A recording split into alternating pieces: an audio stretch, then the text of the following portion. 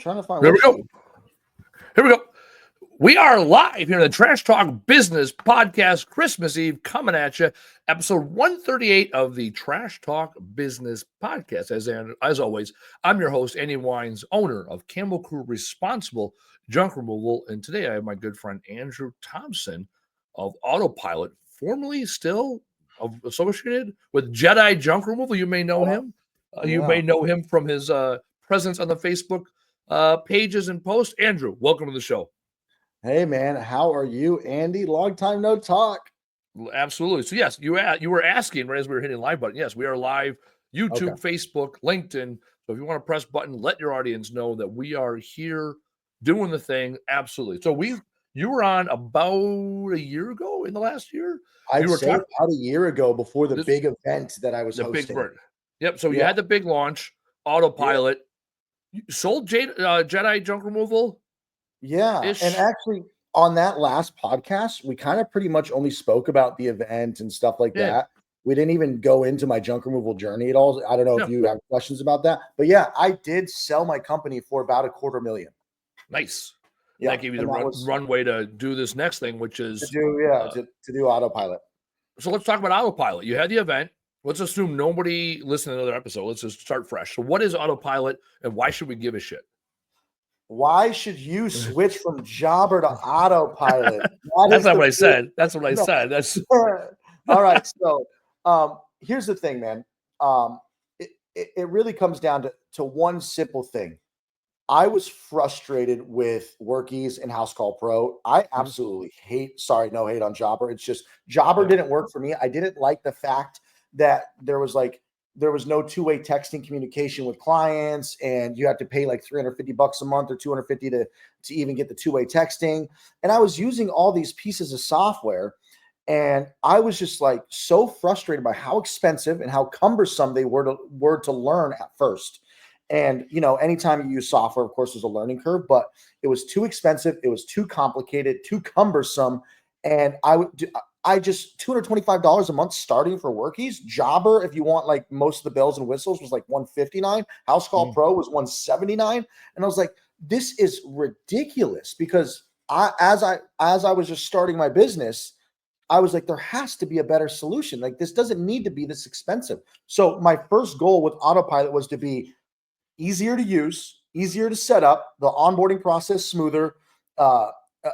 Most of all, if not all the same, like all the same core features. Like this needs to be powerful, but also a third of the price. We're only $50 a month, and you get almost everything Jobber, Workies, and House Call Pro has to offer.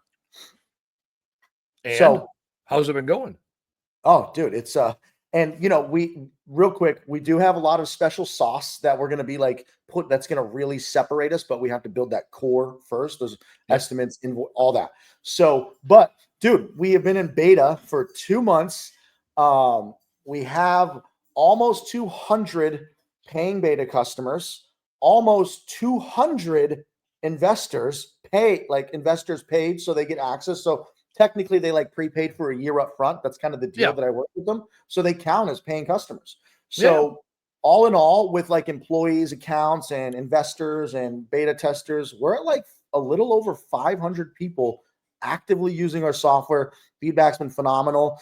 I did a crowdfunding campaign from my YouTube channel and my Facebook. That's it. I've only got like 12,000 subscribers on my YouTube channel. I've got, 5,000 Facebook friends.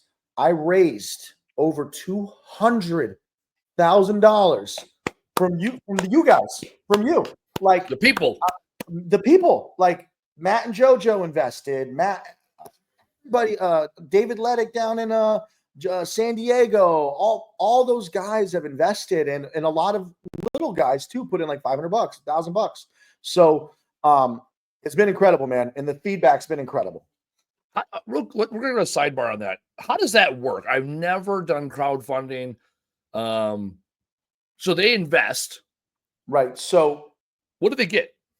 So how it works is just for you and your audience, I'll explain something really quick. We've all heard of Kickstarter, right? Yep. So Kickstarter, there's no guarantees, there's no promises, right? It's just you're putting in money and then you're hoping that you get something. There's no legal paperwork between you and Kickstarter, right? It's just it's a promise. It's like an indie funding campaign.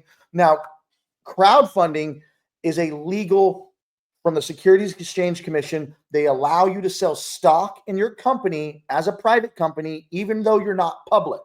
So selling stock in a private company, usually you'd have to go raise money from institutional investors, and because they're angel investors, and you'd have to do some legal paperwork. But crowdfunding and publicly, like if you're going to yell to the public, come buy stock, that's illegal. That's completely illegal. If you're like, hey, everybody, I'm selling stock in my company, that's technically illegal. You can't raise money that way unless you're approved for crowdfunding. So you have to file a bunch of paperwork with the Securities Exchange Commission. You tell the SEC how much stock you want to sell, what value, what valuation your company. So then the third-party company that I'm going through, like Pick Me, they're the ones who do all the paperwork through the SEC. So when you buy into my company, buy stock, you're actually getting stock in the company. So it's all legal and filed with the SEC. So you raise $200,000. People have no shit stock in your company. Yes. You have to do quarterly reporting, or earnings reports, and all that every year with the SEC. And then all of the $200,000, how much your company you sell in exchange for that $200,000? So $200,000 is going to be a total. It's just shy of 5%. So we're right. Yours. Okay. So your eval is like 10 million. Yeah. Our valuation is $10 million. So we value now pre-revenue. A lot. So there's some smart people out there, some smart cookies out there who have asked me, Andrew, how the hell can you value your company at $10 million? Yeah. And the simple answer is, number one, I have a track record of building software. I know what I'm doing. Number two is I have community. Number three is the wait list. Number four is the math adds up. If only 1,000 customers are paying me, let me do the math real quick. If only 1,000 customers are paying me, it's 150,000 times 12. That's 1.8 million a year. So 1,800,000 in the SaaS world. That's a multiple of minimum at 10. We're an $18 million company at minimum. Once you have 1,000 with 1,000 subscribers. With 1,000 subscribers, we're already coming up on 300. So here's what's interesting. I'll argue, outside looking in, you missed the most important fact, right? You're like, one fact is better than 5 okay facts, right? Okay. Here's people paid you. That's it. The proof of concept, right? The proof of concept is you've already generated, sold, whatever, $200,000 worth of stock at 5%. So people have already bought the thing. So if someone's like, hey, how do you know you have a good restaurant? Well, there's a line out the fucking door. That's pretty good. Cool. I can tell you about my ingredients. I can tell you about the chef. I can tell you about the decor. I can tell you about how I'm better than the competition. Or I can point to the line outside my fucking restaurant. I like that. I like that analogy. There's a line because it's true. Because if I only had a couple investors, but I have hundreds. Because it doesn't matter. It doesn't matter if one person gave you 200,000 or 200,000 people gave you $1. Right. You set out. What was your goal? What was your 100,000? What the goal? Was the goal 200? Okay, Andy. Here's the crazy thing. Yeah. Prior to the $200,000, I had raised $100,000 from people, successful junk people like Matt and JoJo. They all gave me I can't say their check sizes, but correct. They gave you some. Yeah. So they all, prior to that, I've already raised 100, and then we did the crowdfunding campaign. And when I launched my crowdfunding campaign, I swear to God, Andy, I swear, I was like, I looked at my lady. I was like, honey, I'm getting ready to post this video. It would be crazy if we raised 20 grand. If from my YouTube channel, because at the time I think I only had 8,000 subscribers something like that. So at the time I was like 8,000 subscribers, minimum investment's $500. So I'm thinking 20, the minimum investment's 500. So I'm thinking babe, if we can get 40 people. Yeah. And I remember saying, babe, if I can get 100 people to invest $500, that would be $100,000. Right. And so I'm insanely grateful, by the way. Like Yeah. this junk removal saved my life, and we haven't even talked about how junk removal saved my life. And Let's talk Jedi about that. Okay, let's go there. Let's go there. There's no. If you thought I had fucking show notes or questions to ask, no, it was like press the button. It's all freestyle with Push Andy, right? You know, you haven't been here. For the people that have been here, to my warehouse, I live an extremely disciplined life so that I can have freedom. The discipline I have is here I am. I got the camera, I got the lights, I got Taylor in the other room pressing the buttons. We're here, we're live, we're on time, we're the fucking whatever's, StreamYard, got the fucking right, all the discipline so that I can stand here for an hour and bullshit with my buddies. That's how I live, right? And that's the podcast. That's even going back 3+ years when Casey and I first had the idea of the podcast. It was like, we already talk once a week. Let's kick it on camera. Maybe that'll be the name of the fucking new show. Kicking it on camera with Andy Weins. How is the podcast going, by the way? Great. I fucking love doing it. I had said, here's my proof of concept. I again, small target. Casey in May, June, hit me up, and Taylor, our producer, was like, hey, doesn't fit my lifestyle. And Casey was the visionary behind the podcast. It was his idea to have the podcast. He was the visionary. I was the integrator. And then all of a sudden he's like, hey, I'm bouncing, right? I not a good fit for my lifestyle. So I'm like, all right, cool. So now I became the visionary all of a sudden. Taylor's now been the integrator. He's making the shit happen. Mm-hmm. And I put it out to the audience in June. I said, I will continue to do this podcast so long as I have guests. Because our biggest issue in the first half of this year was I was not putting the effort in to get guests. Guests were not lining up to be on this podcast. And that was it. So we had a couple episodes earlier this year. It was Casey and I. And it's like, Casey's been out of the hustle. There's not much else we can talk about. And those were some of our shittiest podcasts. Because we were reaching, we were going live because we said we would go live, right? Mm-hmm. And so then that created the discipline of going live, and the quality of our work dropped. Since June, I think there was 1 week we didn't have a guest. 1 week we did not do the podcast, and even this week I was gonna shut the podcast down for 3 weeks. That was the plan. I was like, Christmas, New Year's, and then the following, and then the following week. And then I hit you up. You hit me up, and I was like, fuck it, yeah, let's have you on, right? Like. And even next week. So anybody listening right now, anybody that wants to be on the podcast on New Year's Eve, I can either shoot it on the 30th, the Monday the 30th, or on New Year's Eve, either day. Because again, it's that weekly discipline. So again, how do I value the podcast? I know that I have 2 quarterly contributors now. I got the quarterly contributor, Andy Barton. He comes on the first month of the quarter. And now Barry from 505 Junk Removal is going to be on the last month of every quarter. So I got 2 quarterly contributors. Maybe I get 1 more for the second month of the quarter. So now I have, right, Hillbilly Math. I got 8 guests lined up out of 52. Hillbilly Math, baby, right? Hillbilly Math. I also have people like you that are coming on for a second time. There's guys like Tracy who's done 2, and I would love to have him on for a third. I want to have people that are check-in. I have the people that came up for my last roundtable. All 6 of them I wanted, or there's five companies that represented. So one came on, Joe came on 2 weeks ago. Up in Minnesota. He's a dumpster company. We had a great conversation. So I got 4 more guests there. So again, the tighter proof of concept, right? Kind of going back with your, why are you worth, 10 million? Well, because people paid me. Yeah. So you ask, how's the podcast going? My North Star this summer was, as long as I have guests, we will continue the podcast. That's it. Right. Because as soon as this is where, and that's the data. The data point is, did I have a guest this week? Yes or no? Yes. Okay. We run it. Right.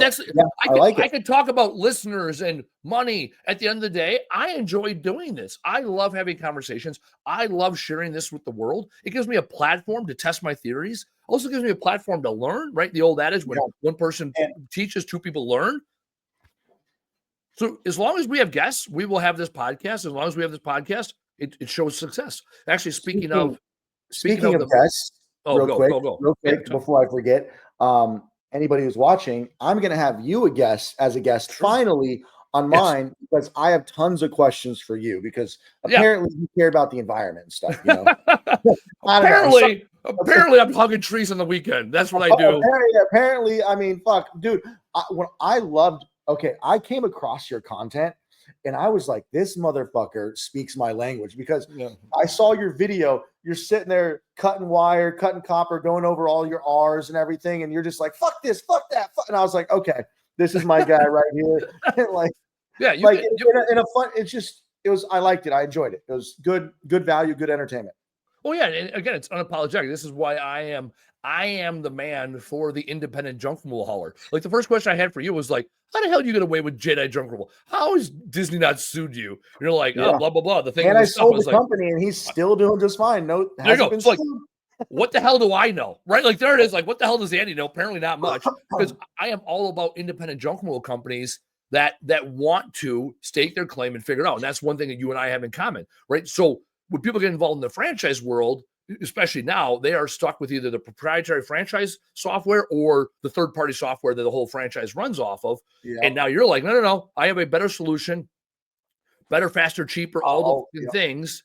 Right. And also it's built for, it's also built for our industry, just like this podcast and the environmental activism I do, or not activism, environmental education I do, right, is all about this industry. It's not like, hey, go pull plastic out of the ocean. Like, I don't know the first fucking thing about this. Mine is, how about we stop the plastic from going to the fucking ocean in the first place? Let's intercept it on the front end. And that's where you and I have the commonality. No straws and turtles' fucking noses and stuff, man. Yeah, I'm all about that. My goal is like, I don't want to have a paper straw, right? Because they fucking fall apart right away. So how about we just keep that shit out of the landfill, or out of the landfill, out of the waterways, off the earth in the first place. So that's where you and I have this, there's that adage, surround yourself with people who are like-minded. Bullshit, right? You and I are not like-minded. I fucking hate computers. Software, not my fucking thing, right? You fuck with that life. However, we're like-hearted. Yeah, we're like-hearted. We love entrepreneurship. We love this industry. We love propelling others forward. And so how we do it is different. I do it with a podcast and developing better recycling systems and solutions, and then teaching people that. You do it by having a software that's more affordable and better than what else is out there. So again, like-hearted versus like-minded. Yeah. Awesome. So one question before we go back to we did your journey. One question about when you're talking about your business, when you mentioned franchising. You're a franchise or not a franchise? You just own all your never. I will declare this, stake in the ground, fucking cross my heart, hope to die, whatever bullshit. No, Camo Crew, never. We'll never franchise it. A lot of people have asked. Our branding is on point. We got great brand standards. I was part of a franchise system for 4 years. I hated it. Even now, I do not like the lack of flexibility of franchises. Are you allowed to say which franchise you had prior, or do you like to? But first of all, this is America, right? When someone's like, "Hey, are you free tonight?" I'm like, my response is always the same thing. Fucking America, yeah. J-Dog Junk Removal franchise, J-Dog Junk Removal franchises, franchisor, just real pieces of work. Terrible system. I mean, I can go on. Here's the deal. I'll say this, because the last couple of years I've really avoided name calling. Except for, I have flare-ups in traffic like everybody else. Theo Vaughn said that. Theo Vaughn once was like, I'm not racist, but I have flare-ups in traffic. Dude, I love Theo Vaughn. I fuck with Theo. So anyways, same with me. Like, I avoid name calling because it doesn't serve, and I have flare-ups in traffic. It's amazing how racist. Call people out. You can call people out. You just don't need a name call. Well, I mean, especially if I'm just screaming in my own car, who's it hurting? Only me, right? Yeah. Anyway, so I'll say this about J-Dog. Well, here, you fucking go read article after article after article about J-Dog and their malpractices.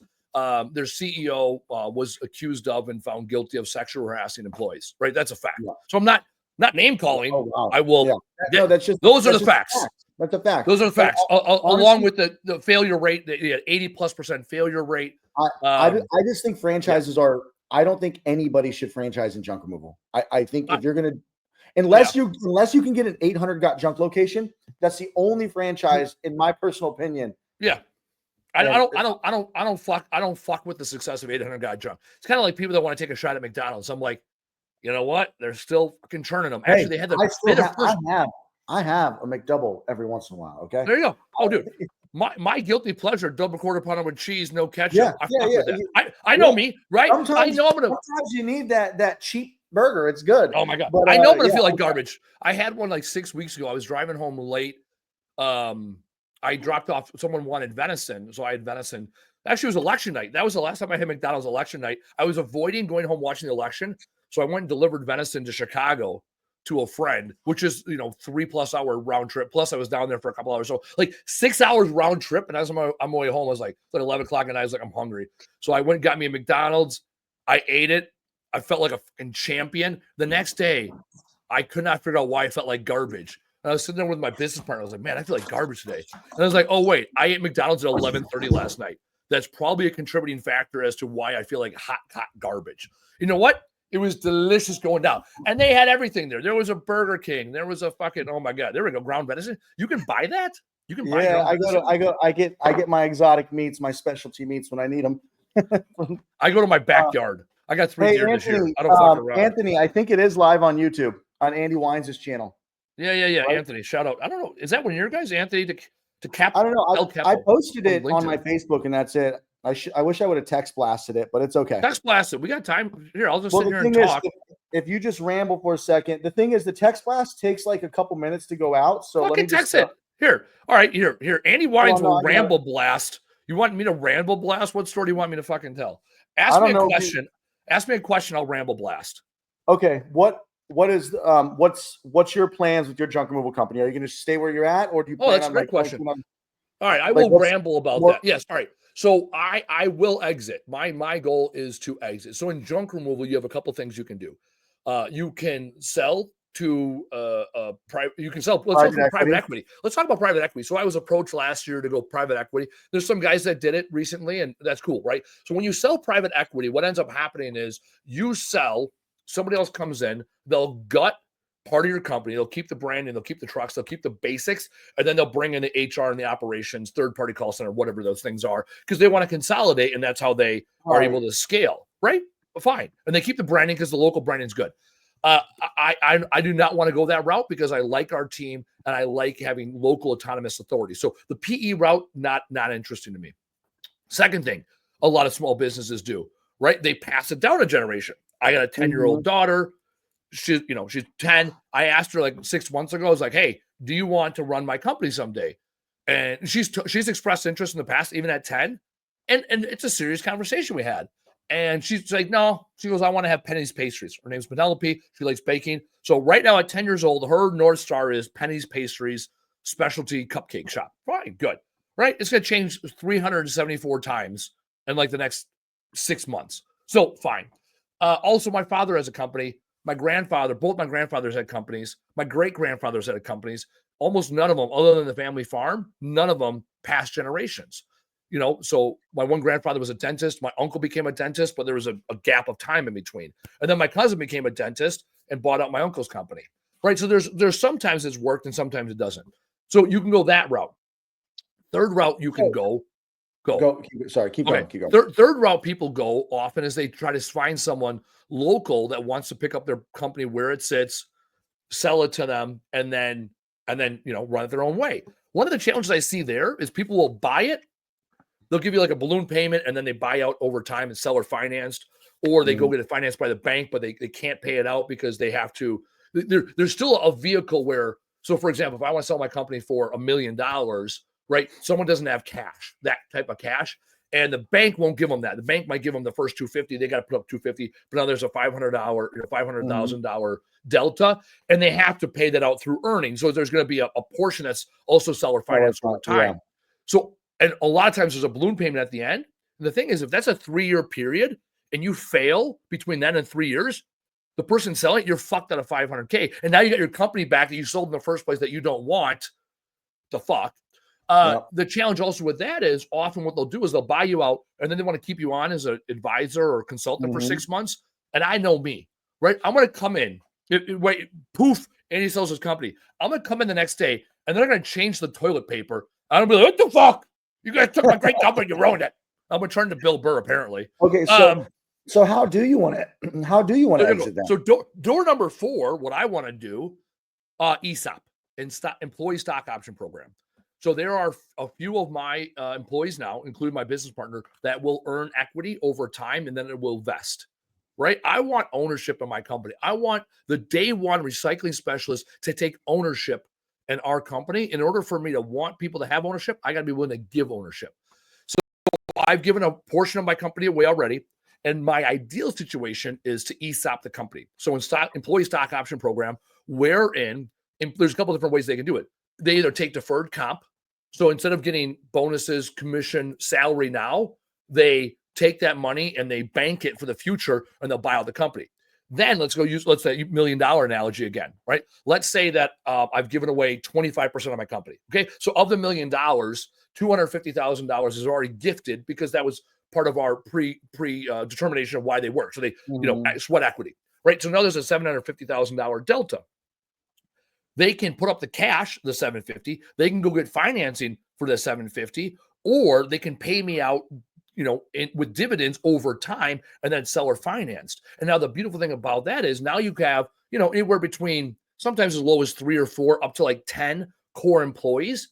Now it's theirs. It's an ESOP. They own the company. They determine the future, right? They still have to, at that point, they're going to have a board or a CEO right there. They still have to be that structure. And now they get the dividends and they have out clauses. So if someone gets fired or leaves, they get bought out by the rest of the group, right? A lot of times, let's say you start with 10, you might end up with like 4 or 5 owners and the other owners buy them out. And that's all predetermined before before shit hits the fan. And so, by the way, my text blast went out. We got some people. I saw that. I know we got some people coming in. A bunch of people, dump truck. Wait, people I don't know. I have to interject real quick. Yeah, please. To interject. So if a PE firm, or let's just say even a buyer, and they did, because it took me 6 months to sell. I waited for a cash buyer. A couple people tried to get SBA loans. They got declined.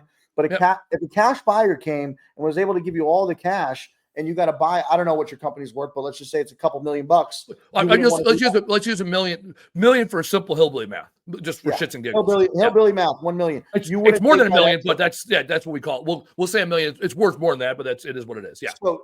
So you would not do that. You want to stay involved. No, I don't give a shit. Day one, if they're like, hey, I'm going to buy you out, I go talk to the other 4 people in my company that have equity, and we sit down and have a conversation. Now, they don't have equity today. However, they'll earn it. And those contracts would carry forward with the new owner. Right. Today, I would sell. My goal is to be out. I have a date. I want to be out by 2029. That's where I'm going. My whole team knows it. They know the dollar amount. They know when. And we're all rowing orders the same direction because of the people that have equity. A couple of them already expressed interest. They're like, no, I want to stay on. Right. Whether we ESOP it or sell it, I want to stay on. I'll keep my equity, get my dividends. Or there's one very clear. He's like, yeah, I would, at where I'm at, I would love to bounce and then do another career because he'll be young enough to really start the next career. I learned so much. I also took a 2-day workshop with Alex Hermosi on private equity. I flew to Las Vegas. He had a 2-day workshop on private equity. And then me selling my business, I learned a lot about how companies are valued and how the valuation that I got and how much I could have gotten. If I would have just stayed in business for 1 more year and had 3 years of tax returns, I sold it 2 years. I could have gone from 1x EBITDA to 2x EBITDA. I could have sold for $500,000 instead of $250,000. There's so many things you can do, but Justin, man. Okay, so Justin Waltz, if you want to know about that, especially in our industry, Justin Waltz knows it. So again, basic hillbilly math. He's at Junk Luggers now, president of Junk Luggers right now, right? He's been for, I think, February, January, earlier this year. Like Junk Luggers, I'll say it right now. Junk Luggers is the one. I know a guy who wants out right down the street from me. He's trying to sell. Really? He's and I was gonna say, Junk Luggers is the one franchise I don't talk shit about.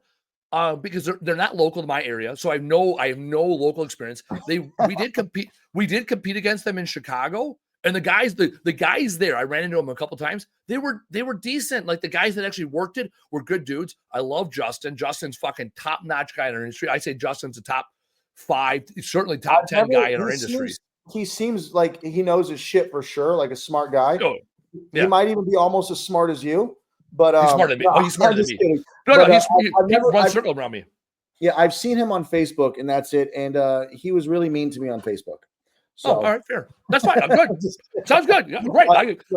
Good. I fuck with Justin. He's my guy. Wicked smart guy. Here is basic hillbilly math of junk removal companies for those that want to exit someday. When you are under $1 million, right? Let's say $1 million in gross revenue, you're going to trade at one times. That's basic hillbilly math, right? Yep. And it's almost like for every million, that's almost your multiple. Because once you get into that 2 million plus range, now you're going to sell between 2 and 4 plus 2 or 3. Really, it's like 1 to 3. The sweet spot in Junk Removal is 5 million, 20%. Yep. When you get to 5 million in equity, 5 million in revenue with $1 million in EBITDA, right now you've graduated up to 5 to 7 times.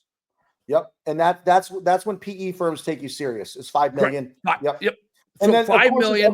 There's a lot of other variables. And actually, yes. Hillbilly math though is that 5. And again, with junk removal, most junk removal companies are going to be running at 20% with scale, right? There's some guys that are like, oh, I'm doing 2 million at 30%. It's like probably a little more owner centric, probably not spending enough money to actually scale the business, right? I looked at a company recently where they were spending less than 2% marketing, right? The marketing budget. And it's like, for that. Like they were doing well. The thing is, they weren't going.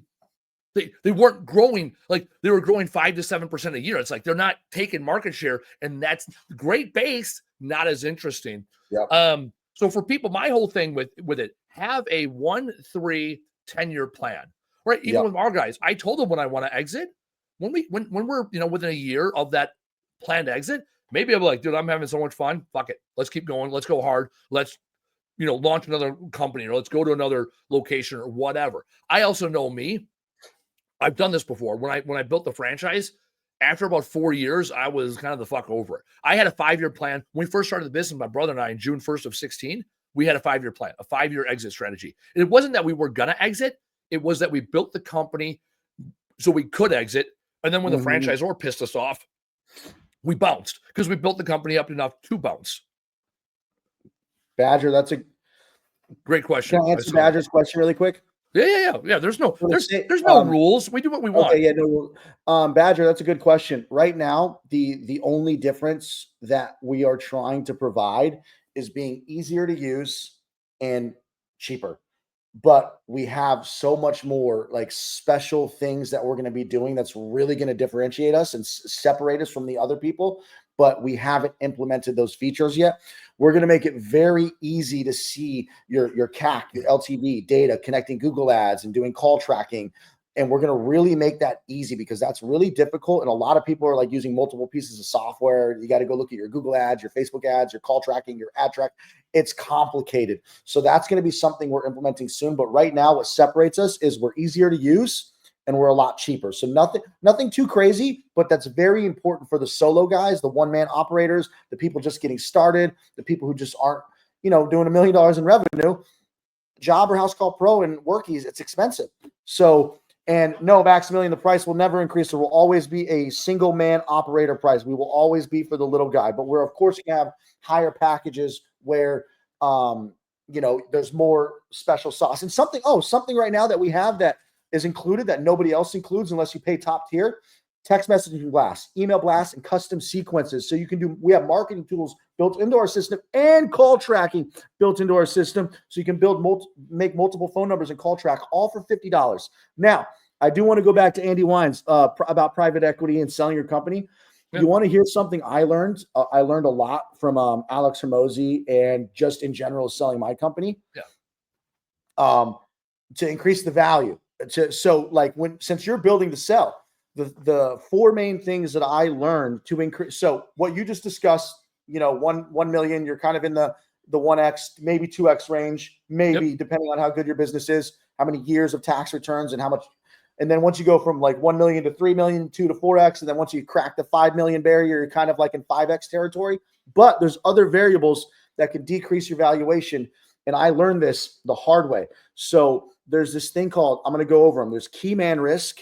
There's key client risk. There is single channel risk, and there's data risk. So key man risk means if your business depends on you, you lose that. So if you go on vacation to Tahiti for a month and your business dies, your business is a key man risk. It doesn't mean you can't sell. It just means if your business is not a key man risk, your valuation goes up. Key client risk, do you have any whales? If you lose a whale, does your business die? Usually in junk removal, that's not the case. Single channel risk, Does all of your marketing come from one location? I was single channel risk. I had all my marketing come from Google Ads. So I was major single market channel risk. And then data risk is usually everybody. Data risk means your tax returns suck. You don't have an FSM with reporting. You can't see your reports. You don't have any of your data. You don't know. You lie on your tax returns. You don't have solid profit and loss. Your data is just all fucking kooky. So those are like the four major things. Key man risk, key client risk, single channel risk, and data risk. So if you can master those four risks before like building your build to sell plan over 5-10 years, get these to not be a risk, your valuation goes up tenfold. So to MF Dumpsters, right? In his I love your hillbilly math.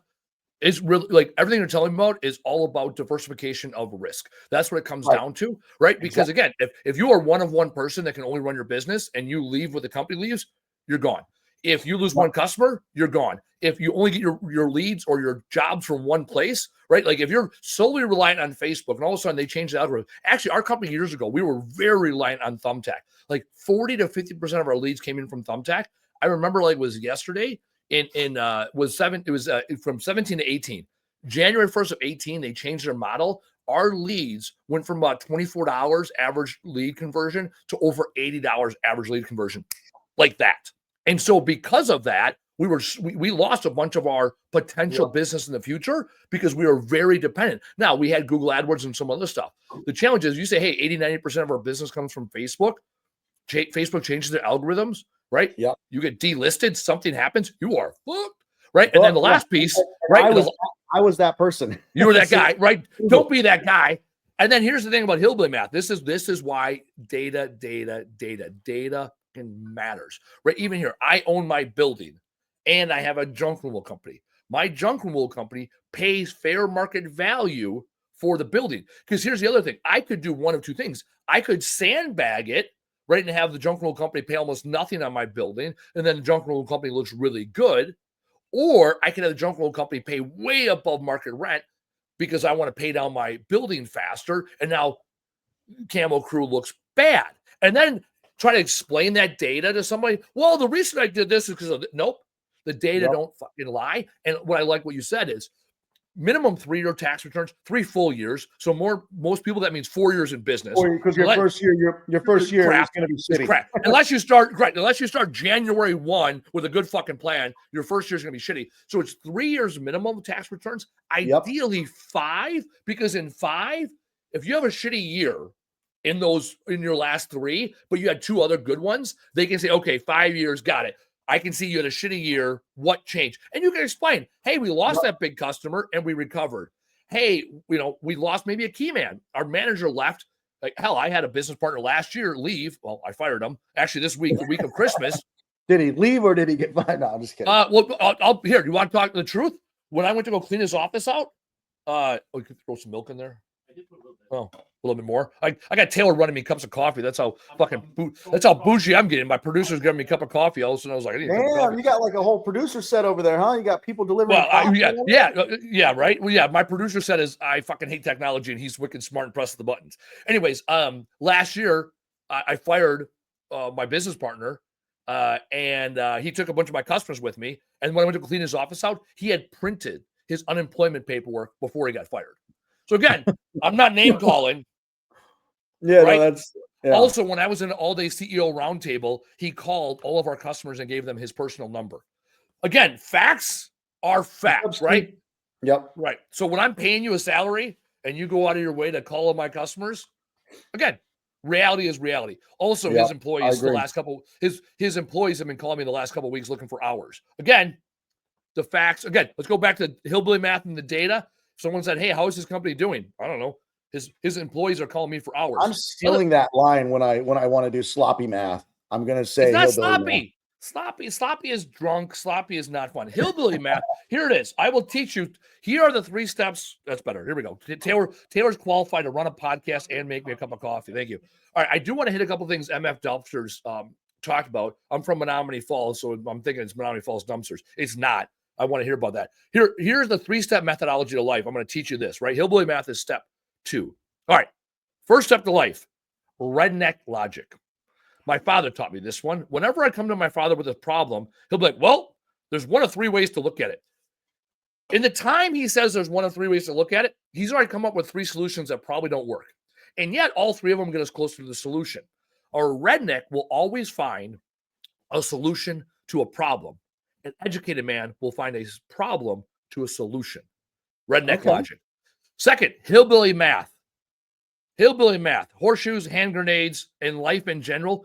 Let's get fucking close. Let's get close. And once we get close, then we can inspect further. So, for example, we just said, hey, chances are if you're running 20% EBITDA in your business, whatever your top line revenue is, that's probably what you're gonna trade at that multiple. Right. So 1 million one times your EBITDA at whatever your percentage is. So if you're running a company, $2 million at 20%, you have $400,000 in free cash flows, and you're going to sell for 2 times. So your business is worth about $800,000. Exactly. We're close. Yes, there's key man. Yes, you might have this. Yes, but that's some hillbilly math. Yeah, if you're like, oh, I run a $2 million company and I'm going to sell it for 5 times my top line revenue, it's worth $10 million. Like, no, the fuck it isn't.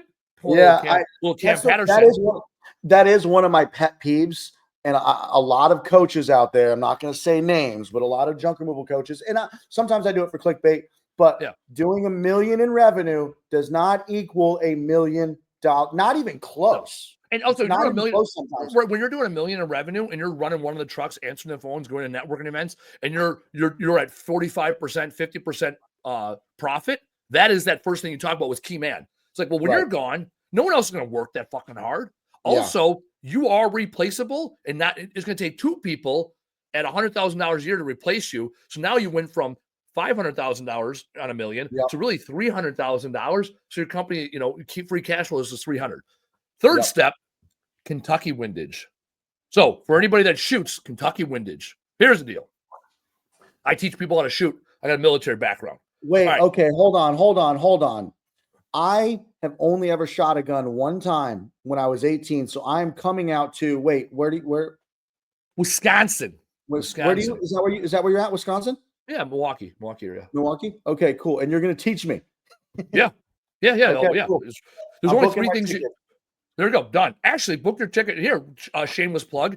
January 25th, we're going to start a mastermind weekend doing pro formas. I am limiting this to only 10 companies, $2,500 for you, $1,500 for a guest, whether it's within your company or a competing company or someone else, $1,500 for the second person. Come out. You're going to come out ahead of time. We're going to have your 2024 P&L preceding 2 years minimum. So 2 years minimum, $250,000 in revenue minimum. By the end of the weekend, you will have a pro forma built. Not only you have a pro forma, you'll have a scorecard, and it'll be based on your numbers and industry averages. 24th, 25th January, come to Wisconsin. And Andrew, if you come out, we can even do a special Saturday night shooting session. So Friday will be meet and greet, go get a fish fry, hang out, warm up, network. Saturday, 8 hours of work to shit out a pro forma at the end. And if there are people that want to stick around for the weekend, we can either do a shooting session on Saturday or Sunday. There we go. Pluggage. Now, here, Badger just asked for having another get together in Wisconsin. There you go, Badger Hauling. So 2 points.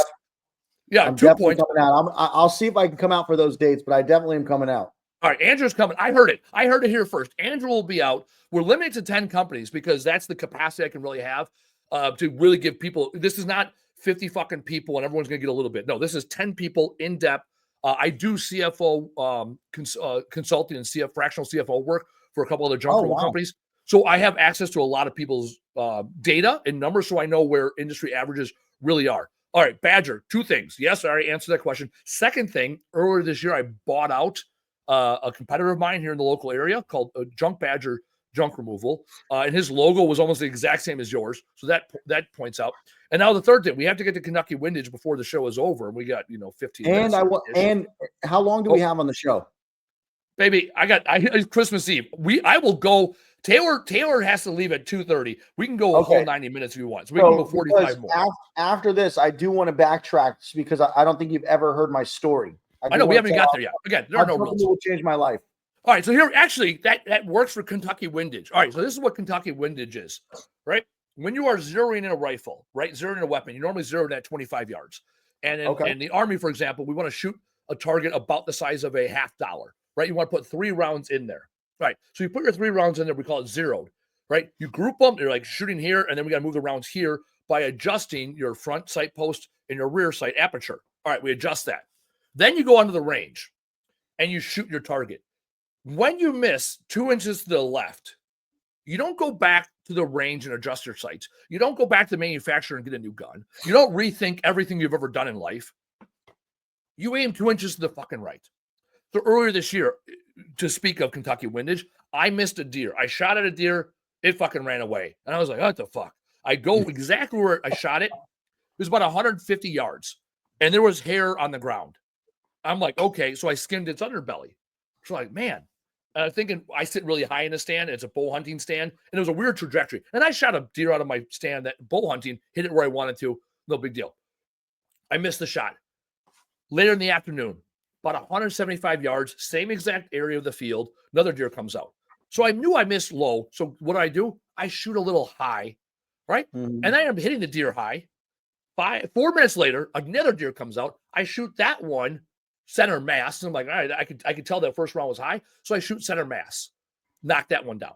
So I knocked down 2 deer. So I missed low. So I went high. I was like, oh, that was too high. So the next deer I shot where I wanted to shoot, just a hair higher than maybe the morning.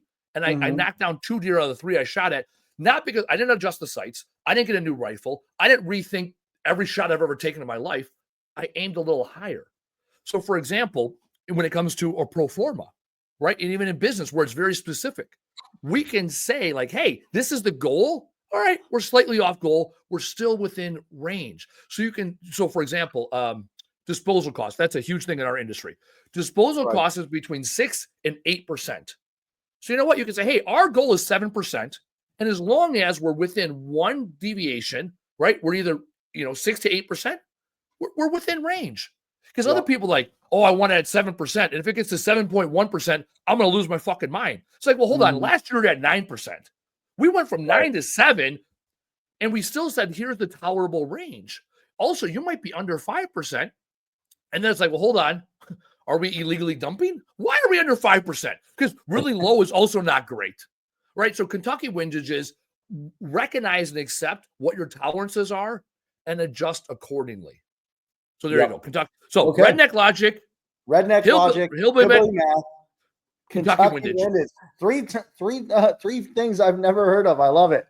So let's go with the Kentucky windage. We've said several times we're going to talk about your origin story, and now let's talk about your origin story. How did you get here today?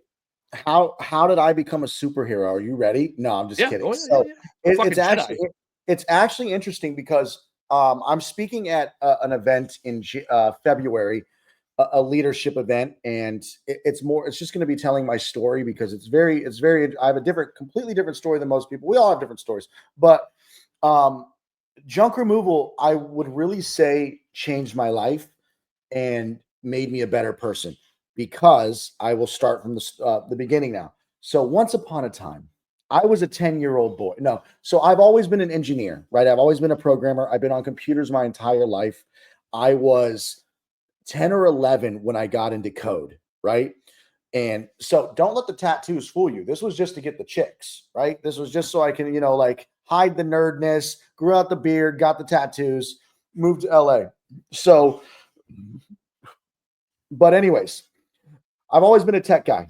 COVID comes. I'm building this beautiful travel app that I thought was going to change the travel industry. Okay. I really thought it's a great idea. Actually, it's like still a great idea. However, we raised money for this travel app and I built the entire thing, and COVID hits a month after the investor gives me the money. Okay. And the investor keeps saying, Andrew, when's COVID going to go? Like, what's going on? And as you know, that crap, that whatever, just never seemed to go away. And I was eventually a year in, I was just like, dude, guys, I got to do something else. I can't, we're out of money now. I don't know when this shit's going to end. And I did not want to go pick up another programming job because I had to start, all these corporate fucking companies are like, they're making you go through algorithmic test and Fibonacci sequences and binary trees and all this coding stuff that I was super rusty on. I'd have to go study up on. So I was like, okay, I can do freelance programming. I can study for getting a corporate gig and, get a cushy 150K, 250K a year, which you could in code. I've been coding long enough that I could do that. Or I can figure something else out. And I did not want to code. So I hit up my friend and he was like, I was talking to my friends and my friend was like, Andrew, why don't you just pick up trash? And, I was just like engineer. I was an engineer and I was like, he had a junk removal company and I knew it. And I was always just like, I'm going to be a rich from tech. I'm a tech nerd on Silicon Valley. And I just totally dismissed him, like he was a friend of mine, but I was just like, no, I'm not going to do that. But it was COVID. The whole free COVID shit was ending, free money was ending, and I was, being a fucking liberal. Or sorry, I better be careful. I was leeching off the government. No, I'm just kidding. You said the same thing twice. No, so I'm just kidding. I don't want to alienate half the audience, half the people. But point is the COVID crap was ending, and I was abusing it, and I was falling into that COVID trap, and I was like, holy crap, I got to figure out what to do now. Do I code? My friend was like, dude, Andrew, you can make $500 to $1,000 a day picking up trash right now. So I've never done manual labor ever in my life. Never. I go to the gym sometimes, but I've never touched anything blue collar. I don't, I'm not good. I'm not like a handyman. I've always just been really good at computers. I can build computers, fix computers, code. I can do anything on a computer. I'm pretty confident with computers. So I started posting on Craigslist. I opened up a Thumbtack account and I hit it. I didn't want anybody on Facebook to know what I was doing. I didn't want my friends to know. I didn't want I was like, for some reason, this is I'm getting into it. This is why I'm saying it changed me as a person. I was ashamed. This was like something that I had to get, I was going and picking up trash. I'm like, I was this cushy man being a programmer. And that's the thing, is it humbled me. And I started to understand and realize and respect, wait, this is like hard work running a blue collar business and this is really hard. And it got me better at talking with people and hiring employees. And it was awkward getting employees and sitting in the truck with them and having to just small talk with all these employees and having to fire them. There was just so much of a learning process for me. And it really humbled me. And then I started to become proud of what I was doing and what I was building. And I was like, holy shit. I started making $500 a day, $1,000 a day. I started hustling Thumbtack and Craigslist. And after about a few months in, I started to finally be proud of what I was doing. And I wasn't scared to tell people. Now, this is why my story is a little different, Andy.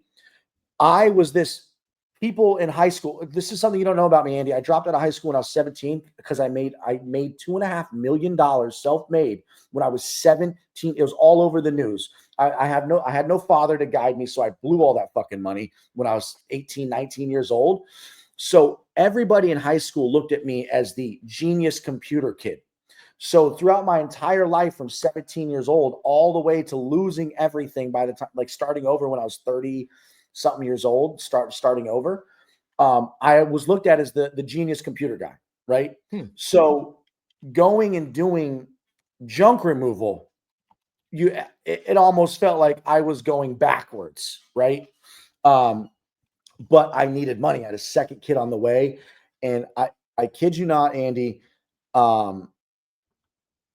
it really humbled me and changed me. And even my lady says I was a douchebag 5 years ago. She doesn't know why she fell in love with me. She says my game just worked, but she said junk removal changed me as a person, because it really did humble me and make me understand the different trades, and it made me really good with people, because you have to talk to customers. I'm going to 8 random people's houses a day and trying to shoot the shit with them, and then hiring employees and then firing them. When you're in the tech world, when I fired a couple people in the tech world, they just take it and leave. When I fired people in this industry, they started talking shit to me. They threatened me. They get pissed. Dude, I had one guy get in my, it was so insane. The difference that I was used to, from up here and then going into the blue collar world, it really, I think it shaped me into a better person to go back into tech. So I feel like I learned so much people skills and so much actual more physical skills rather than just like sitting on a computer skills, like just sitting on a computer. So now I feel like it really changed me as a person. And I used to, Andy, I'm ashamed to admit this. I used to like have to wear Gucci shoes and Louis Vuitton. Now I get disgusted when I see people wearing Gucci and Louis. And I used to have a Bentley and a Lamborghini. Like that, it was just what I had to have. My Bentley, my Lamborghini. Like when I was a young kid, I bought all these stupid cars. When I made that 2.5 million, when I was 24 years old, I made another 2.5 million from tech. And it's just so. Long story short, Andy, I think you get where I'm going. Is I think it made me a better person. Now I wear I only wear Crocs. I don't wear any name brand. Not that I don't appreciate nice stuff. It's just it's all a facade. It's all just fake BS. People the brokes trying to look rich, and it's just there's some people who can pull it off. Rappers, they look great in Louis Vuitton and Gucci. But you know it. So, and that's how I think it shaped me as a person. You know, that's, you know, we could talk about how I grew and scaled to 1.1 million my first year as well. But okay.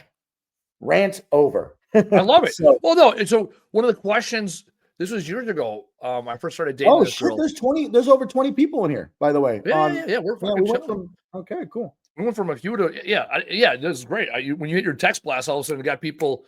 I never text blast. I even text Taylor already. I was like, we got text blast people when I go live, especially when it's oddball times, like me doing oddball here, or 1 p.m. 1300 on Central Standard Time on a Tuesday. It's an oddball time. A lot of our listeners listen after the fact, so get more live engagement. That's always the key behind the show. So there we go. We will be rolling out live texting next year when I go live, because we want that conversation going, right? Because it leads to ideas, right? Again, it becomes the whole idea of this podcast is to be a space for everybody to have their ideas heard and their questions answered.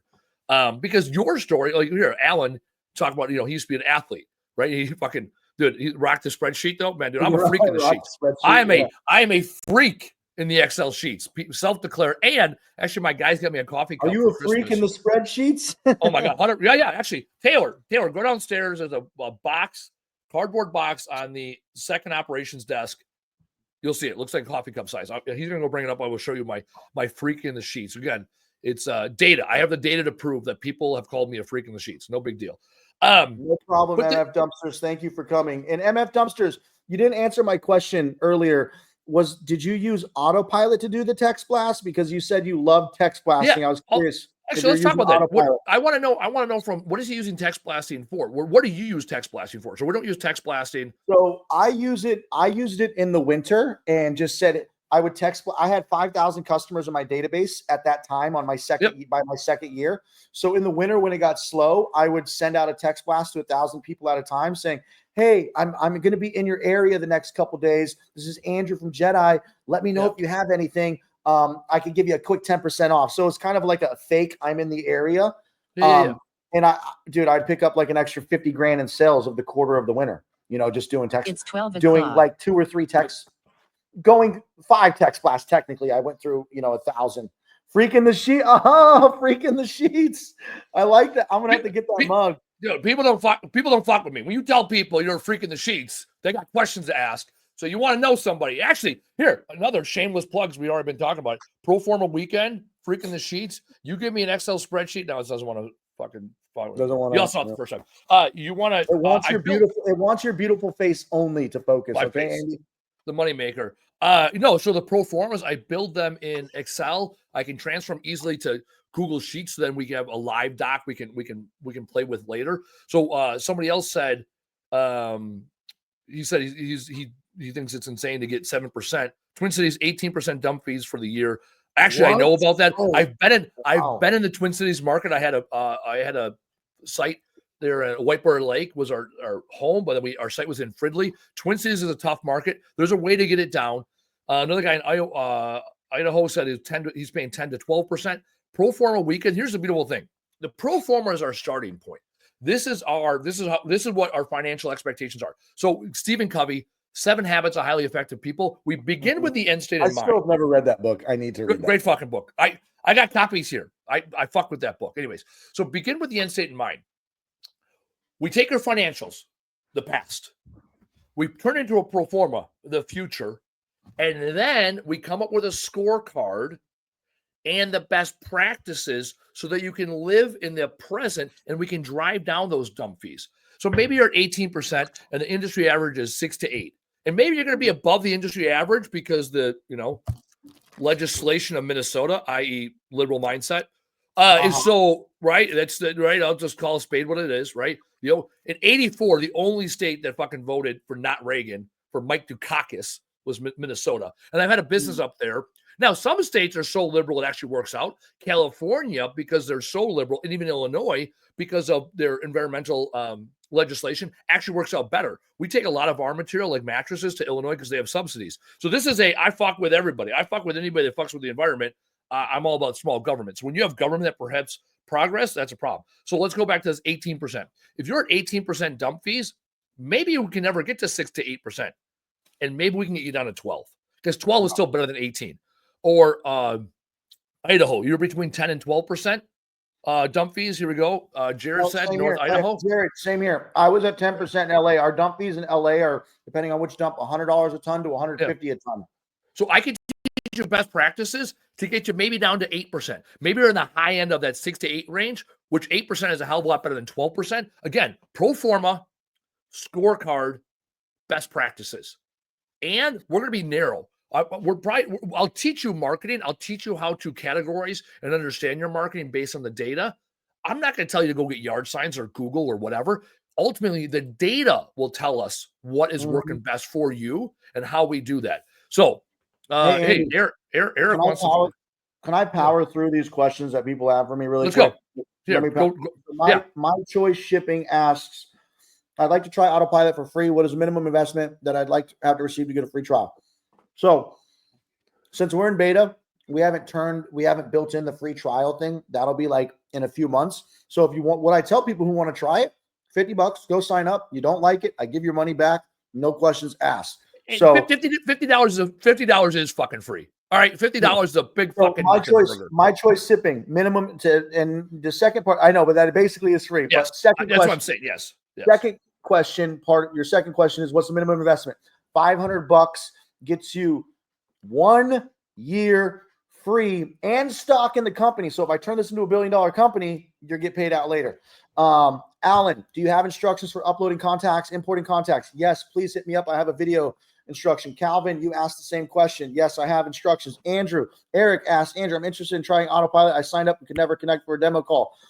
You can Andrew at autopilotapp.io or text me at 310-591-0990 or just go to autopilotapp.io and just hit the contact button. And I'll reach out to you and we could talk on the phone. We could do a demo. Okay, cool. Dance that entire time because I'm used to carrying the conversation. And now I could just listen to you fucking Camo. And this is why I love having live listeners. I will be implementing text fucking slams. We'll call them text slams. No big deal. So Eric Q Hauling. Shout out Eric out there in Colorado. He was a guest on the show. You want to be a guest on the show, go to Trash Talk Business Podcast and apply to be a guest. Calvin, who's up in the Twin Cities market, he said he wants to be on the guest. He wants to be a guest. Also, Kelvin said there's a lot of twins.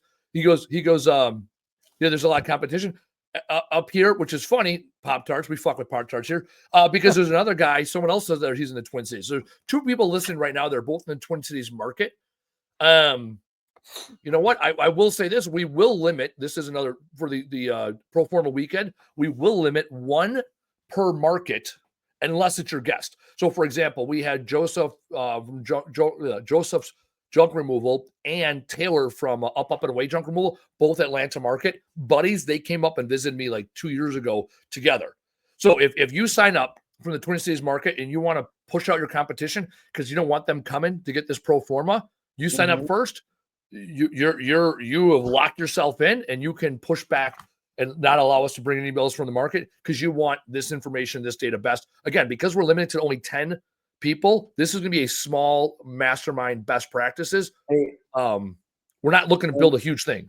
Andy, after the show, can you email me your personal number so I can ask you some questions about coming out?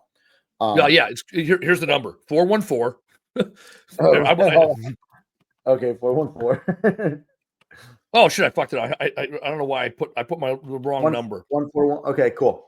But instead of 141, 414. There we go. Yeah, you know what? I was typing like on a phone where I started here and I forgot I was on a number. There we go. There's my personal number. You know why? Because this is on my Facebook. It's on my LinkedIn. It is not difficult to get a hold of me. I make it simple to get a hold of me. There's people that text me in the middle of the show. Because again, my whole goal is to build knowledge in this industry. Knowledge is the way that we raise the professionalism. And when we raise the professionalism in this industry, we're all going to be viewed by the public better, which means there's more money in it for us because they're looking for us more. Here, someone's texting me right now. Who's texting me? Yeah, there you go. Andrew Thompson just texted me. There you go. That's how much I check my phone during the show. There we go. I figured it was you or somebody right away because I threw my number up there. So humility. I like this. I want to touch on your humility piece for a second. Because I started talking about this and then I got distracted. My ex-girlfriend, white collar, dad was a doctor, Big Ten school, kind of, Midwest type. And she was always like, I never understood why people got into junk removal. And always we answer that question at some point here on this show. So I appreciate the fact that you talk about your humility. I appreciate the fact that you went from one extreme to the other. I've told people in the past, right? I've been rich and I've been poor. Being rich is more fun. Being poor is more interesting. Right. And I love the fact that you're like, I'm hauling trash. I love the fact that you are ashamed of it. Because now you know what that bottom feels like and how good it was, that delta. I've never been ashamed of hauling junk. I've been doing it since I was 5 years old. So I've never had that experience. So to hear that you were ashamed of it, because I've been ashamed of other things in my life, right? Right. So I love that. And I love that you grew through that as a fucking grown-ass adult. And now you're talking about it. Because there's a lot of people that come into junk removal or in business, and they have a shitty year or they make some piss poor choices. And they're like, oh, I don't want to talk about the things I failed at. No, we all fail. Right? Fail, the acronym fail, first attempt in learning. It's like, man, go out and fail early and fail often. You have a choice in this world. You can either bear the cross of choice or you can bear the cross that the world bestows upon you. I'd much rather say, hey, I'm going to go do this and fail at it than sit back and wait for life to tell me what I'm failing at. There we go. Yeah. And it was one of those things where I didn't want to say that because I didn't want to like offend people or, sound like this cocky piece of poop, like how dare he thinks he was better than, but it's just, it's something I had to go through. But you were, who cares? Okay. Yeah. Yeah. Appreciate the delta. The delta is more interesting than where you started, Right. Well, hey, Andy, how long have you been in junk removal now? How long have you been running your biz? It'll be 15. Actually, here's my anniversary. Yesterday, 23rd December. Business anniversary? Life anniversary. So December 23rd of 2008, I got laid off from my father's company. 2 days before Christmas. And then I went out that first week in January. I applied for a job at 2 Men in a Truck. Actually, I think it was between Christmas and New Year's. I applied for a job at 2 Men in a Truck. They were starting at $8 or $8.50 an hour and $1 more if you could drive. I'd spent a year in Iraq. I drove over 40,000 miles, 93 combat missions, driving a fuel truck. So a Freightliner. How long were you in the military? 20 years. I hit my 20 years this year. So you were in the military for 20 years? I'm still in. I'm old. Yeah. And what division? I don't know much about. Was it Army or what were you? Army Reserve. I've been in the Army Reserves the entire time. I spent a year in Iraq driving truck. Wow. I spent a year in Guantanamo Bay, Cuba, working in the facilities down there with the gentlemen that are housed there. So let's go back to it. So 2000. Well, yeah, I don't want. Well, I have so many questions, but we'll save that for when you come on to my show. Well, so right. Well, I'll finish the origin story here. So I got laid off 2 days before Christmas. I went out looking for a job. I went to 2 Men in a Truck. I could not get a job as a driver at 2 Men in a Truck, despite having 40,000 miles logged in Iraq, because they didn't consider that relevant experience. So I'm like, I drove a fuel tanker in Iraq, and I can't make wait, you're kidding, right? $9.50 an hour. I think they started $8.50 for movers, $9.50, and I was like, I can make more money in unemployment than what you can pay me that I'm not even qualified for. He goes, yep. That was my low. from there, I took my parents' van that we grew up with. My parents, it was an old Chevy van and this little shitty trailer. I started driving up and down the northwest side of Milwaukee, picking up appliances on the side of the road. That was in 2009. I did that. Then I finally got a job. I started bartending. I did concrete work. I went to college. Fast forward, going into my last deployment, I deployed to Gitmo.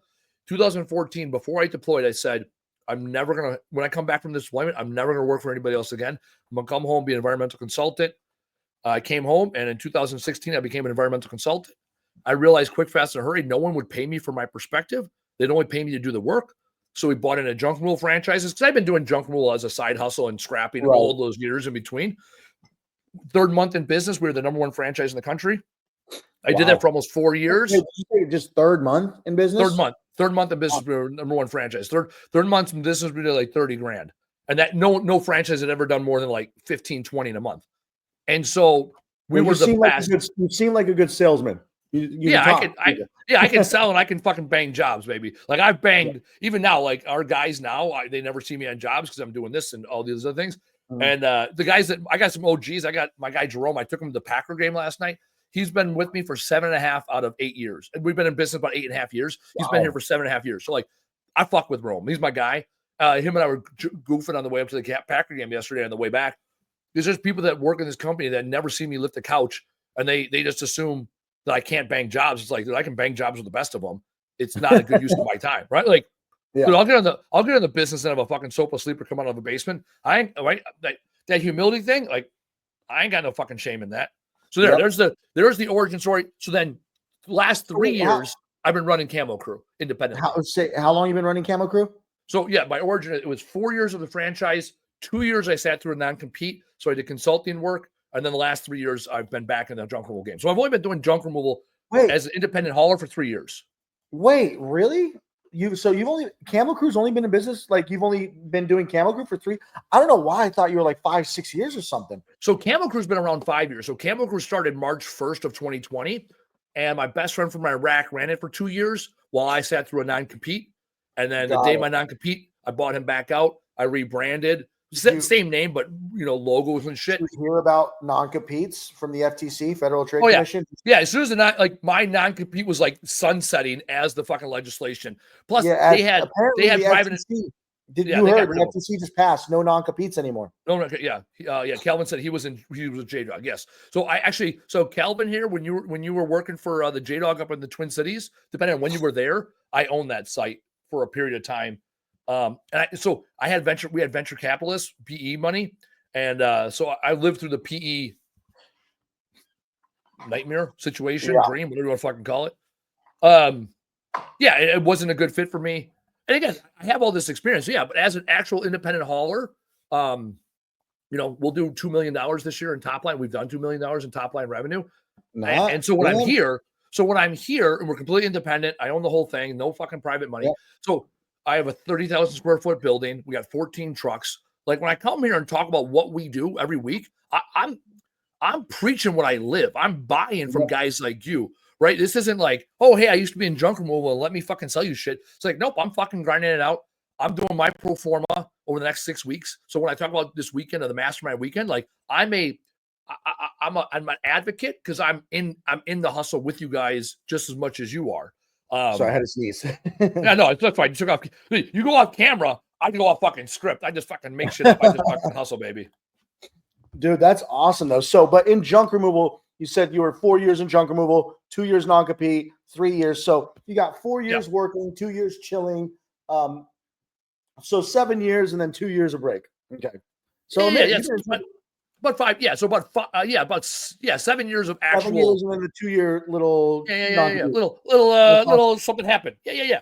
So that's impressive, man. My first year I did 1.1 million, all from Google Ads, but I spent $250,000 on Google Ads, bringing that 1.1. My second year, your customer just shy of 1.1. Just shy of 1.1. But I still walked with 25% margins, even though I spent 25% on marketing. 25% marketing. Yeah. So you can, when I talk about like pro formas, I realized this a couple of years ago. I was doing consulting work, and I actually got away from. I stopped doing junk roll consulting for an entire year, and I only got back into it the last 3 or 4 months. I realized I kept trying to turn other people's businesses into my business, right? And so now when I do consulting work, I strictly do the data. I do fractional CFO work because I'm not going to fuck with your marketing, your sales. You do you, right? Like if you like NPRs, cool, you do that. If you don't want to recycle, that's on you, right? I only focus on the data now. And what ends up happening is when I focus on the data, people start to see that why I'm successful. They're like, oh shit, I can drive down my disposal cost by doing this, this, and this. Like, yep. So you're more like you take the P&L statement, you break it down, you look at how much you're spending on fuel, how much you're spending on land, how much you're just spending on marketing in general. Like, if you're spending 25% on marketing, everything. What can we do to get that down to 15%? Can we get more repeat referrals? Can we do this? Can we do that? 40 as of yesterday when we looked at as of yesterday when we looked at our weekly numbers, can we look at them weekly? 65% of my revenue comes from repeat business or referrals from my customers. Damn, 65 for my business. 65% of my business I'm not even earning. 35% is new customer acquisition. That's how we're able to scale. Andy, my goal is by October of next year to get you to switch from Jobber. Now, we haven't built it yet, but we have the most beautiful repeat report coming out in the world. It's going to break down your repeat client. You don't need to track repeats. Our system tracks it automatically because it just knows that, hey, Joe Bob came back. And it's going to break down your repeat customers by what they're buying, who's your biggest customer, by service type, by location, by zip code, by state, by city. We have a repeat customer report that nobody has. Really excited about that. But my goal, Andy, mark my words, 1 year from today. I'm right on my board. This is my board for now. 1 year. My goal is to get you to switch from Jobber because you actually like our platform more. I can't fucking spell. How do you spell pilot? P-I. Fuck. Yeah. Hey, you out of anyone who's going to spell pilot, it should be you. P-I-L-O-T. I don't know. Shit, why would I? I don't know nothing about pilot. I drove a goddamn truck. I didn't fly a plane. Autopilot. Sure actually, people who flew planes. I did. Actually, here's what I love about what you just said. You gave us a actual no shit SMART goal. Singular, measurable, obtainable, relevant, time bound. I fucking love it. I love me some SMART goals. Here's what I'll say. There was a time a year ago. It's already been a year. A year ago, last October, I had Andy Barton on the show, a quarterly contributor. And Andy Barton was like, why don't you have your online booking on? I go, I don't want to deal with it. They're going to fucking fuck up my routing. I gave him 37 and a half excuses as to why I didn't want to put online booking on. In reality, it was all fear-based. So I was like, fuck it. It was November 1st of last year. I put online booking and turned it on. I haven't looked back since. It's been great. People that don't want to talk to me book their job. We've had almost zero issues with it whatsoever, right? People are like, yep, I got a couch. I got a this. I got a that. Or, hey, I don't know what I have. I'm going to sign up for a half trailer. And if it's more, I don't give a shit. I'll pay more, right? So even now, I have been an advocate for Jobber. I love me some Jobber. They send me fucking Yeti. I know that because I see you talk about it all the time. I talk with Jobber. You love them. That's why it's Oh, hold on. I got a question. Steve Razzo. Hey, Andrew, how do I activate the online booking on Autopilot? Shoot me a text, Steve, 310-591-0990. I will send you a training video on how to properly set up online booking. And our online booking is going to be like, our online booking is awesome now, but we're going to have themes. And so you can choose between different styles and price builders and color. Like it's going to be awesome, man. I have a good question for you that I'm curious. My marketing is 18% of revenue. What do you like marketing to be at? Here we go, baby. We are getting back to hillbilly math. All right, here's the hillbilly math of junk removal, baby. Here it is. Here's where I like it to be. 15% when you're scaling, 15% or greater, because you're going to need to spend more to get more, right? If you're at $100,000 a year, right, and you want to get to $200,000 that year, you're going to have to spend $30,000 in marketing to get to that 200,000 because we got to spend 15% of what your revenue you want it to be. 15% when you're scaling. When you are growing, when you want to see 10 to 20% growth year over year. So scaling is 20% more growth, 20 to name that number, right? When you are growing, when you want to go from like 10 to 20% growth year over year, spend about 10% on your marketing. So again, if you're at 100,000, right, and you want to get to, let's call it 140, right? You want about 20% growth, right? You're going to spend 10% of that 140. So now you're going to spend $14,000. When you are chilling, right? Minimum, when all you want to do is continue your business as is, spend about 5% marketing. So let's say you're at $2 million. $2 million, you're running 5 trucks, nice little sweet spot. Everyone's getting paid.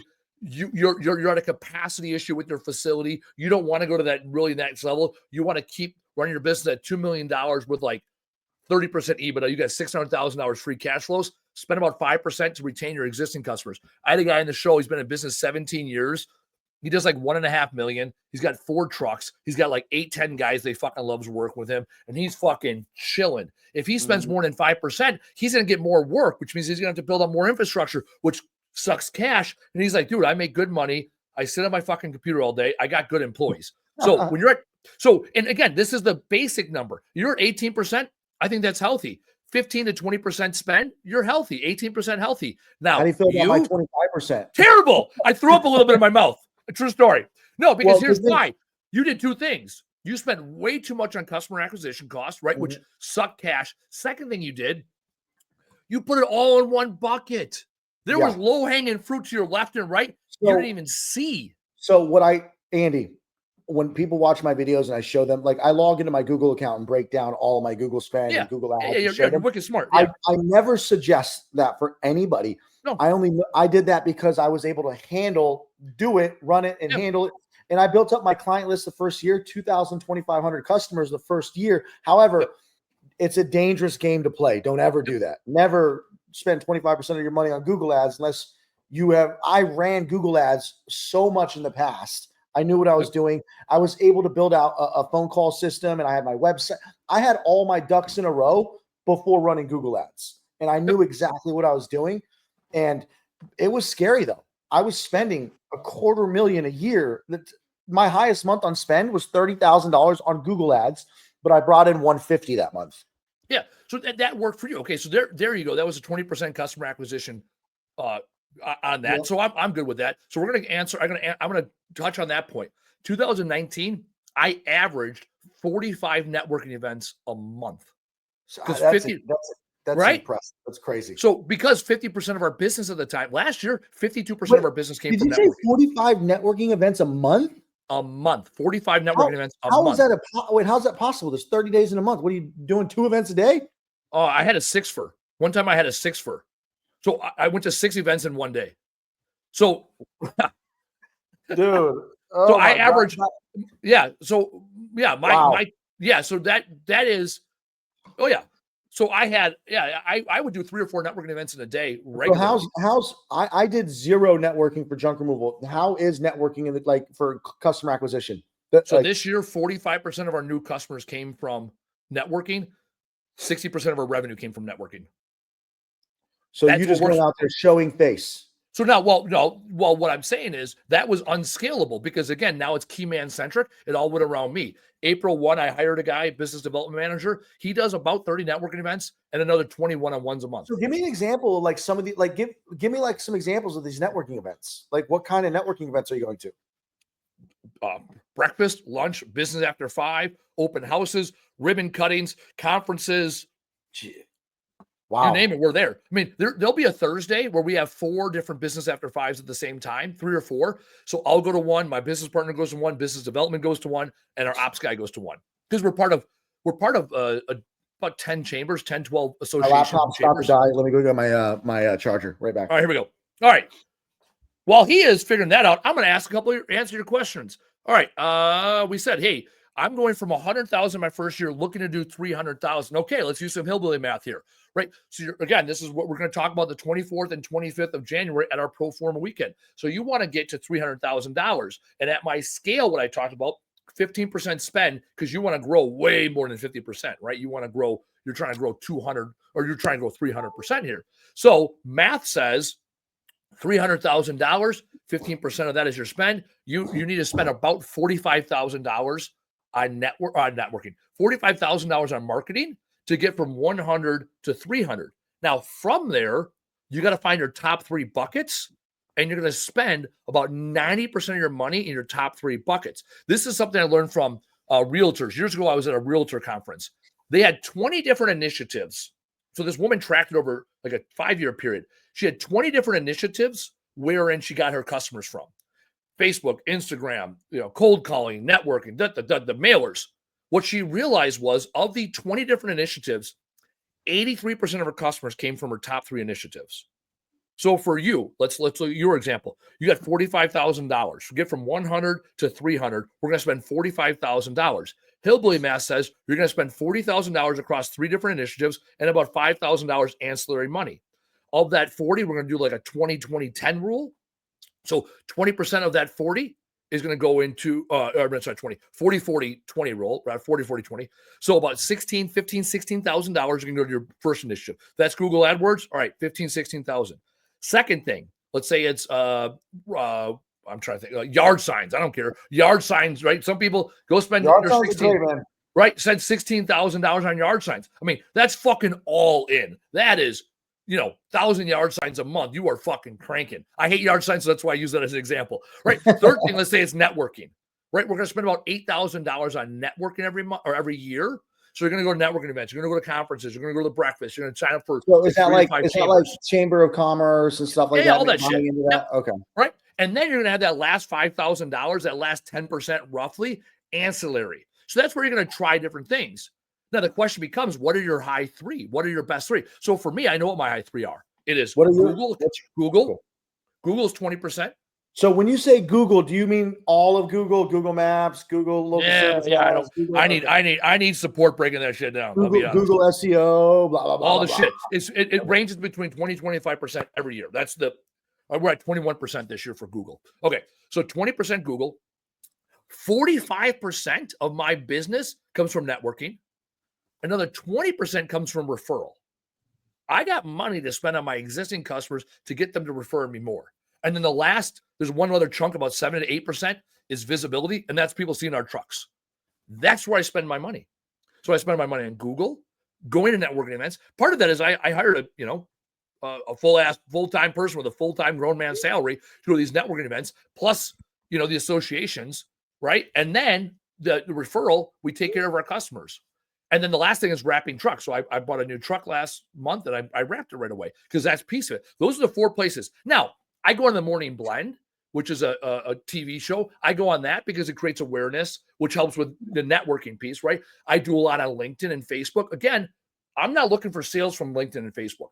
I'm looking I create content. Hell, this show, I create content on LinkedIn. So when I go to networking events, people already know who I am. They already know what I sell. They already know who they can refer me to. That's the beauty. So I'm not saying, LinkedIn, actual ads on LinkedIn were fucking terrible for us.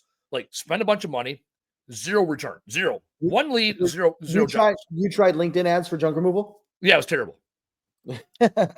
Then here, with respect to time, Taylor, what time do you actually have to leave? Taylor told me 2:30. I'm having a great show.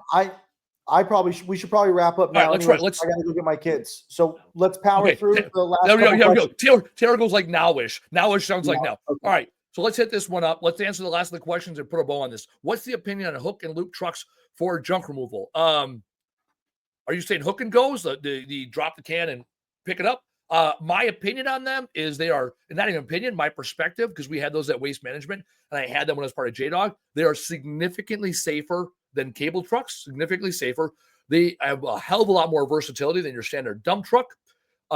Scale-wise, in order to be combat effective, you need about 10 or 12 cans to be really combat effective if you want to get into rental space. Hillbilly math says about 40 cans for every truck. That is when you can actually run a successful dumpster company, because you're going to have about 30 deployed, about 5 in waiting, and 5 in repair or full. So about 40 to 50 cans is where you need to be per truck. Typically, guys get to about 20 to 30 cans, and then they have to buy a second truck because at that point they haven't built in the efficiencies. A sweet spot for dumpster company, I would say, is about 4 trucks, 200 cans. That's when you're like, oh, we're fucking killing it. Whoa. That's my sweet spot for. Yep, we ran that math a few times. Before you wrap it up and put a bow on it, my question for you is: do you do dumpster rentals too? Do you have dumpsters or cans? No, I don't do any of that. Nope, no dumpsters. I do not rent my equipment. And I don't do dumpsters. And the reason I don't do dumpsters is because I want to control the material. Ultimately, that's my boundary. I want to be able to sort, store, and ship material. As soon as I allow a customer to fill a dumpster, now all of a sudden that material might end up in the landfill. Yeah, no, I forgot. You're really into the whole like environment, just recycling and stuff. And someone's like, hey, I fuck with dumpsters because I don't want to pick shit up. Cool. I will teach you how to run a successful dumpster company. American Disposal, Joe was on the show a couple of weeks ago, and he's also came down here, dumpster company. Great conversation. He has trained his customers how to recycle. And so he selects his customers because of recycling. So there is a way to do it, which gave me some insight. So what's your top takeaway? Let's go to top takeaways, and I'll share with you mine. Top takeaways. Just are you talking to me? Just I'm talking to you. I'm talking to you. Yeah, I'm talking to you. There's nobody else to talk to. Who else would you be talking to? No. Yeah. Okay. No. Well, hey, my top takeaways are, man. It was great to be here again and just catch up. So, takeaway number one is I learned a lot about you. You know, so just in general, we didn't really talk too much about you last time. It was just kind of like the event and like Autopilot. So, number two, bro, I'm loving the hillbilly math, Kentucky windage, and hold on, redneck, it's on the what is it? Logic, you were right there. Logic.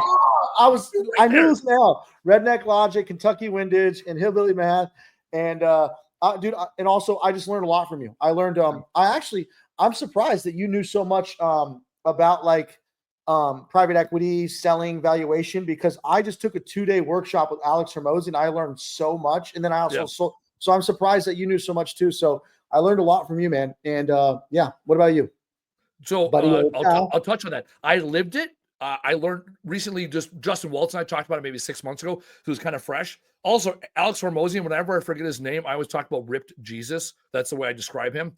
Because that's what he is. He also has a nose thing all the time. Wicked smart guy, Alex Hormozy. Shout out for Alex Hormozy, He knows his shit. He knows his shit.